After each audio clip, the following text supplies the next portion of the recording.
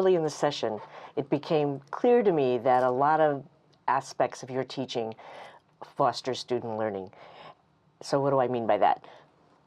When I talk about fostering student learning, I'm usually asking the question, what is it that professors do that has a positive impact on the way students think, primarily, but also act and feel. So I arrived at your class, and on the back board was a sign, "Nameplates, please." You walked in,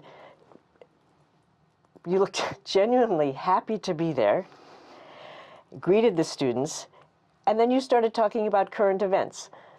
How come you started talking about current events?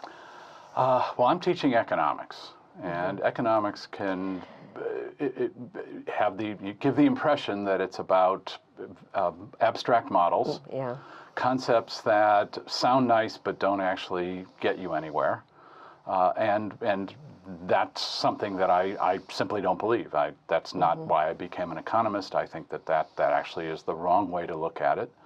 So what I'm going to do is use current events from the very first moment of the first session to grab people to be able to talk about things that are related to the class, that are really happening right at that moment, and also a little more subtly perhaps encourage them to start to notice the current events that matter for this course and other things. And if they stay with that, that'll be the long-term value added from the class, because if they stay with looking and thinking about what's happening in the world, in this case, the macroeconomics of the world, they become their own best analysts, their own best economists even. A great comment comes, from a second year who says, on my job this past summer, my internship, I felt really comfortable because I knew a lot more about developments in the European Union or the sort of macroeconomic issues that came up in discussions. Some of my colleagues from other places, didn't seem to be as on top of those things. Right. So you've drawn them into the relevance of your content and the application of the content early on. Something else I noticed early on was the number of questions you ask in a class. You could just tell them some things, but instead I saw you asking question after question. Why do you do that? That's how I think about problems. I think about problems by asking questions and trying to figure out what the answer is. I think that's a fairly natural way of attacking analytics and things that we've got to sort out or make decisions about. So I like to ask questions because first I think it's a good way of thinking, and it's involvement again. Rather than telling people where they can just passively absorb it, or they think they're passively absorbing it without really getting much.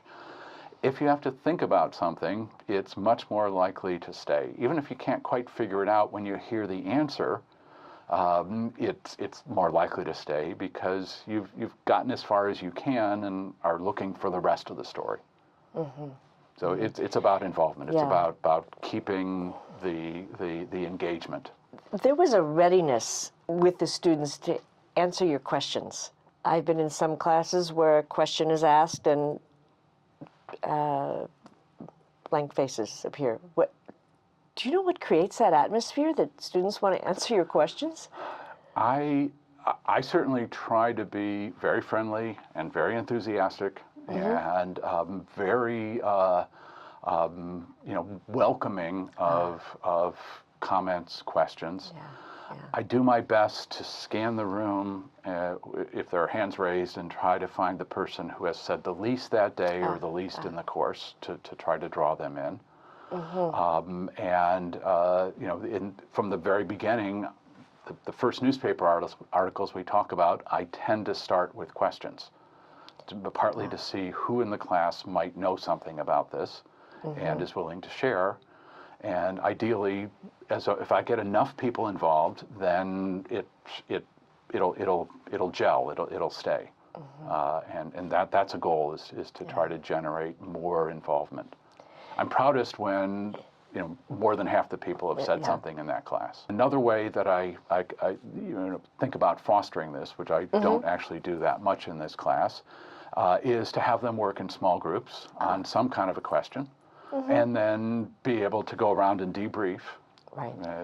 In firms and markets, I use a very open-ended question: what would influence demand for beer? Everybody's got their question. Everybody has their opinion on that, and so in 5 minutes, I can have 50 different, not 50, but certainly 20 different responses. So I'm building a big list, and in that setting, each group has to say something. So they're going to make a contribution of some sort. And if I do that right at the beginning, then we've started to develop a little, some of the culture of, sure, we're all in this together. We can talk with each other. I think the one you liked was, we're talking about corruption, and on the scale from the most corrupt to the least corrupt country in the world, where is the United States? Right. And that's a pretty provocative question that leads people to think, well, where would I put this and why? And corruption in one country may not be corruption in another country, at least in terms of legal stuff. But so most of the time, the fast answer will be not at either extreme. Right. One of the comments from a EMBA class probably 3 or 4 years ago was someone pointed out that they thought my favorite phrase was, "And now for the really interesting part of this." Oh. And what they said was they invariably thought I was right, that was really interesting, that they wouldn't have thought of that themselves. And that's that's both educational and enthusiasm. I'm going to take that phrase. And now for the really interesting part of this. That's the phrase. I had a professor the other day saying that he often prefaces some of the most difficult and boring problems with, "This is going to be fun. We're going to have a good time." And he says the students start having a good time. So wonderful. What's the phrase? And now for the really interesting part. Okay. Or the one more step in the analysis that drives home something that they were not expecting from whatever we were talking about. And two, what you're doing is focusing their thinking. And now for the rest of the story. Here it comes. What do students say about your teaching?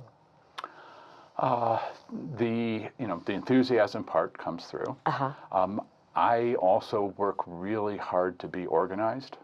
I feel that one of my jobs is to synthesize what's often a very big, complicated field, and to be able to organize it at the right level to meet the needs of the students. So I try to be very organized. And they definitely catch on to that. In fact, one of the things I've taken to warning people is when I explain it, it's going to all seem obvious. Like everyone should know that.